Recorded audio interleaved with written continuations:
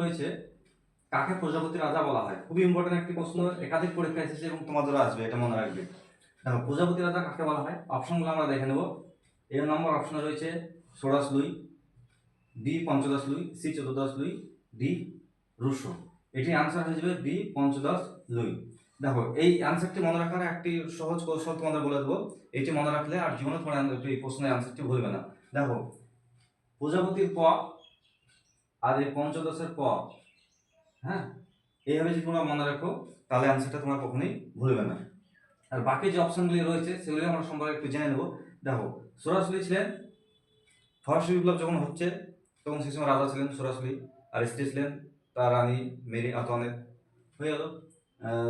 তারপর সে নম্বর অপশনে যিনি রয়েছেন চতুর্দশ লুই, ইনাকে বলা হয় সূর্যরাথা। এটা আমরা মনে রাখবো, কারণ পরীক্ষাতে এটা অনেক সময় দিয়ে দেয়। তারপর রয়েছে রুশো। রুশোকে কি বলা হয়? ফরাসি বিপ্লবের